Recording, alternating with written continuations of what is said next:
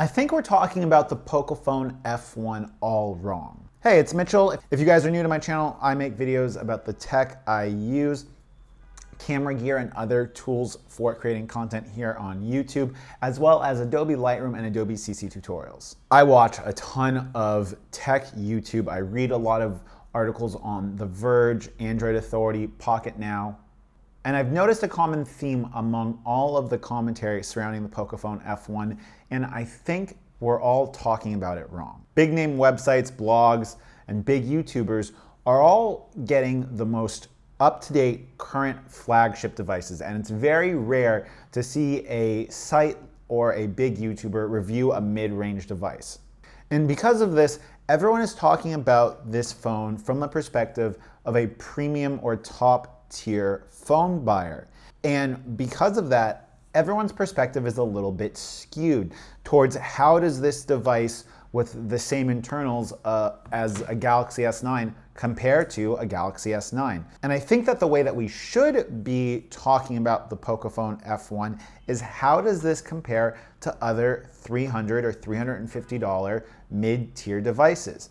And if we look at the field of devices that this is competing with, it's competing with devices like the Galaxy A8, the Honor 8X, the Honor 10, and even a lot of devices in Xiaomi's own lineup.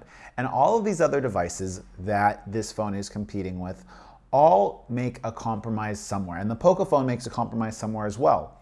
But where these companies are putting mid-range, mid-tier chips in their phones, usually lesser capable cameras than their flagship devices, where the Pocophone is compromising is in the design and the build. And what I mean by that is it's made all out of plastic. And it's got a really good camera, but it doesn't have a flagship level camera. It's got the camera that has the main sensor as Xiaomi's flagship devices without the telephoto lens or optical image stabilization, which are two areas which, while they are important, do not necessarily inhibit from the overall user experience, since this camera is still a great camera. And if we take a second to compare and evaluate the Pocophone F1 to other devices in its price range, it's not making a compromise on areas that provide for an excellent user experience, being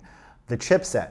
It's a top-of-the-line chipset with the newest SoC, extremely fast storage, along with micro SD expandability. It's not compromising on the battery. We have a 4,000 milliamp hour battery capable of Quick Charge 3.0 with an included quick charger in the box.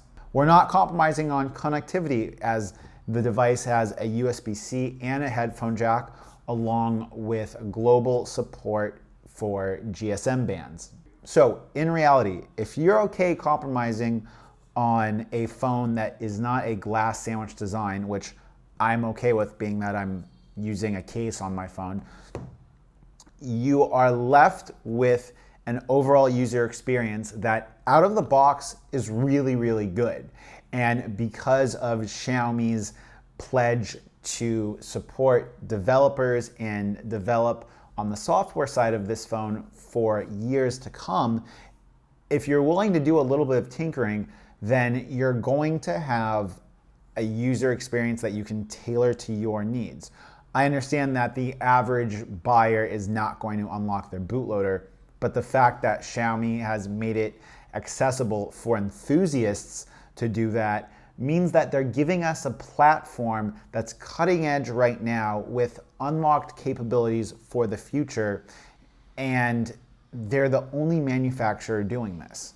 Sure, I understand that the closest competitor to this device is the OnePlus 6T. But keep in mind, the average consumer is not going to be buying the Kevlar Armored Edition. Here in Vietnam, the only version I've been able to find has been the 64 gigabyte and 6 gigabyte of RAM version, with an asking price of approximately $330 after tax and import fees. And that's going to be a similar conclusion for buyers in a lot of developing markets. Ironically enough, a lot of these developing markets that Xiaomi is trying to go ahead and penetrate with the Pocophone F1 are markets that are normally mid-level device heavy. Places like India and developing countries in Southeast Asia like Vietnam, Malaysia, Thailand are countries where the sales numbers on the mid-tier devices are higher.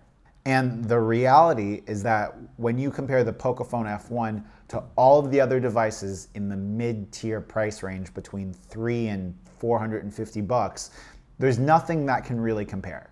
And I'm really, really excited that I have this device now. I already have the bootloader unlocked and I am running a custom ROM. I'm going to talk about that in another video, which I'll have linked down below.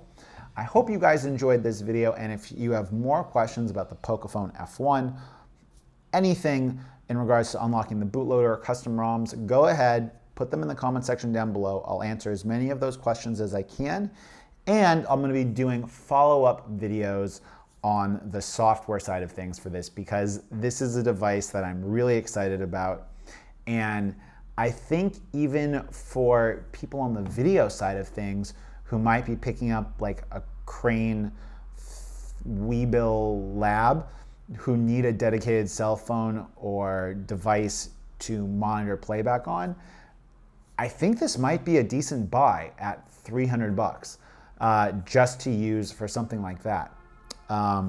But I'll go ahead and I will wrap this video up right here. If you guys enjoyed it, go ahead and give it a thumbs up. If you didn't, let me know why in the comment section down below. And I hope to do more videos about the Pocophone F1 and see you guys soon. Peace.